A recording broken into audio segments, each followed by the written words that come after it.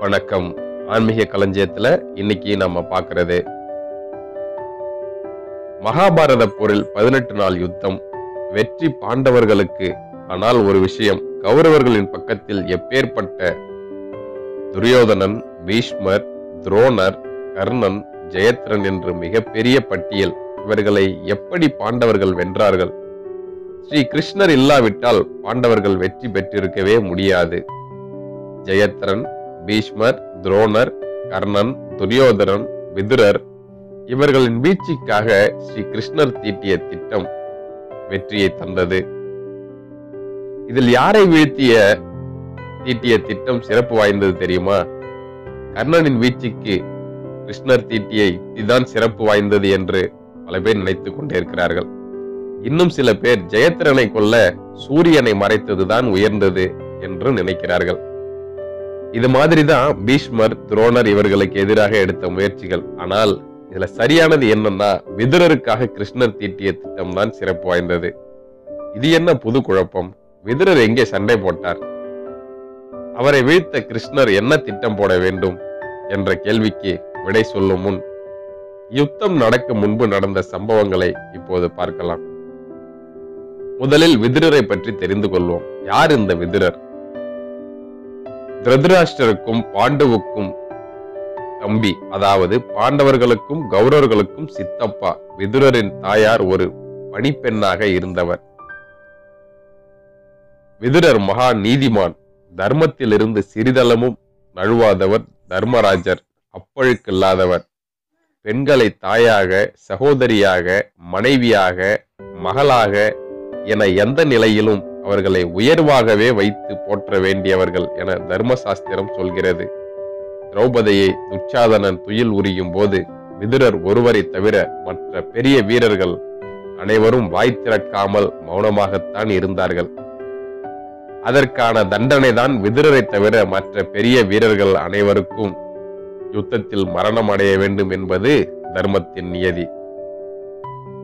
கௌரவர் பக்கத்தில் இருந்து போராடும் பெரிய பெரிய வீரர்களை வீழ்த்த கிருஷ்ணர் போட்ட திட்டம் எவ்வளவு கடினமானது! ஏனெனில் ஒவ்வொருவருக்கும் ஒரு பலகீனம் இருந்தது. எனவே அவர்களை எளிதில் வீழ்த்த முடிந்தது. ஆனால் மேற்கண்ட பண்புகளால் விதுரரை மட்டும் வீழ்த்தவே முடியாது. விதுரர் வில் எடுத்தால் அவரை ஜெயிக்கவே முடியாது.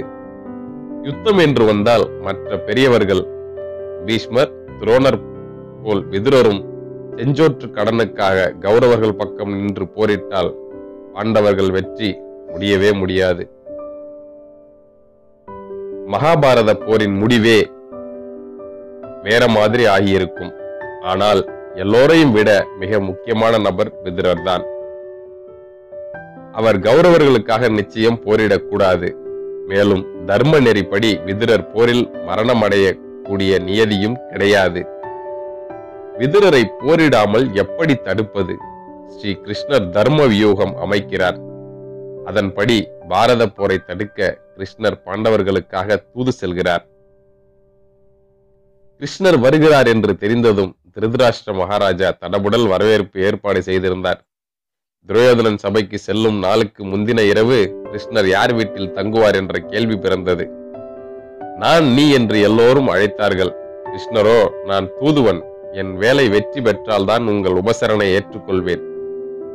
இப்போது இந்த இரவில் நான் விதுரர் வீட்டுக்கு சென்று என் பொழுதை கழிக்கிறேன் என்றார். விதுரருக்கு மகா சந்தோஷம். தனக்கு பிரியமான கிருஷ்ணர் தன் விருந்தினராக வருவதை பெரும் பாக்கியமாக கருதினார் விதுரர். வீட்டில் கிருஷ்ணர் இரவு பொழுதை கழித்தார். மறுநாள் அரச சபையில் கிருஷ்ணர் பாண்டவர்களுக்காக வாதாடினார். துரியோதனன் ஒரு ஊசி முனையின் நிலத்தை கூட பாண்டியர்களுக்கு விட்டு கொடுக்க முடியாது என்று சொல்லி கிருஷ்ணரையும் அவமதித்து பேசினார். கிருஷ்ணரும் யுத்தம் நிச்சயம் என்று சொல்லிவிட்டு பாண்டவர் முகாமுக்கு திரும்பிவிட்டார். வழியில் கிருஷ்ணருடைய சாரதி, சுவாமி, எந்த நோக்கத்தில் நீங்கள் விதுரர் மாளிகையில் தங்க நிச்சயித்தீர்கள் என்றார். கிருஷ்ணர் சொன்னார், அனைத்தும் நல்லதுக்கே. இதன் விளைவு இப்போது துரியோதனன் சபையில் நடந்து கொண்டிருக்கிறது என்று சொல்லி சிரித்தார். அதே போன்று அப்போது துரியோதனன் சபையில் எல்லோரும் துரியோதனனிடம் கெஞ்சி கிருஷ்ணர் பேச்சை கேட்டு யுத்தத்தை தவிர்க்க வேண்டும் என்று வாதாடினார்கள். அதில் விதுரர் குரல் ஓங்கி ஒலித்தது. எனவே துச்சாதனன் துயில் உரியும் போது விதுரர் தட்டி கேட்டது. பாண்டவ தூதரான கிருஷ்ணரை விதுரர் தன் வீட்டில் முதல் நாள் இரவு தங்க வைத்து உபச்சாரம் செய்தது என துரியோதனனுக்கு விதுரர் மேல் வெறுப்பு இருந்தது. இதன் மூலம் அவர் பாண்டவர்கள் கட்சி என்றும் ஒரு நினைப்பு. இப்போதும் விதுரர் கிருஷ்ணர் பேச்சை கேட்டுக்கொண்டு போரை நிறுத்த வாதாடியதும் துரியோதனனுக்கு கோபம் பொத்து கொண்டு வந்தது. என்ன பேசுகிறோம் என்ற நினைப்பில்லாமல் நாக்கில் நரம்பின்றி விதுரரை அவமானப்படுத்தி பேசினான். குறிப்பாக அவரை தாசி புத்திரன் என்று திட்டி தீர்த்தான். இதனால் விதுரர் மிகுந்த அவமானம் அடைந்தார். ஆவேசமடைந்த விதுரர் சபையோர்கள் நடுங்க சப்தமிட்டார். உனக்கு அழிவு காலம் நெருங்கிவிட்டது துரியோதனா. இனி உனக்காக நான் என் வில்லை எடுத்து போரிட மாட்டேன். அதே சமயம் நான் பாண்டவர்கள் பக்கமும் செல்ல மாட்டேன். எனக்கு இங்கே இனிமேல் வேலை இல்லை என்று சொல்லி தன்னுடைய வில்லை இரண்டாக உடைத்துவிட்டு சபையிலிருந்து வெளியேறினார் விதுரர். யுத்தம் முடியும் வரை அவர் தீர்த்த யாத்திரையிலிருந்து திரும்பவே இல்லை. இப்பொழுது புரிந்திருக்கும் ஸ்ரீ கிருஷ்ணர் விதுரர் வீட்டில் ஏன் தங்கினார் என்று. தங்காமல் இருந்திருந்தால் விதுரர் வில்லை உடைத்து வெளியேறி இருப்பாரா? துரியோதனனுக்காக போராட வேண்டிய ஒரு கட்டாயம் விதுரருக்கு வந்திருக்கும் அல்லவா? விதுரர் வைத்திருந்த வில் தர்ம சக்கரம் கொண்ட மகாவிஷ்ணுவின் வில்.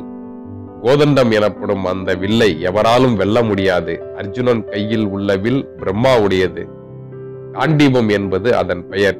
போரில் விதுரர் கோதண்டத்துடன் வந்து நின்று விட்டால் ஆனானப்பட்ட அர்ஜுனனால் கூட தன் வில்லான காண்டீபன் கொண்டு அவரை வெல்லவே முடியாது. இதுவே பாண்டவர்களுடைய வெற்றிக்கு ஒரு முக்கிய காரணமாக அமைந்துவிட்டது. தர்மராஜனா விதுரரை ஜெயிக்கவே முடியாது என்ற தர்மம் உணர்ந்த கிருஷ்ணர் செய்த மகா தர்ம யுக்திதான் மகாபாரத வெற்றி. தர்மத்தை யாராலும் வெல்லவும் முடியாது. தர்மத்தை போற்றுவோம். நம் தலைமுறைகளுக்கும் தர்மத்தை போதிப்போம். இந்த தகவல் உங்களுக்கு பிடிச்சிருந்துன்னா லைக் பண்ணுங்க. ரொம்ப பிடிச்சிருந்துன்னா உங்க நண்பர்கள் அனைவருக்கும் ஷேர் பண்ணுங்க. உங்களோட கருத்துக்களை கீழே கமெண்ட்ல பதிவிடுங்க. நன்றி.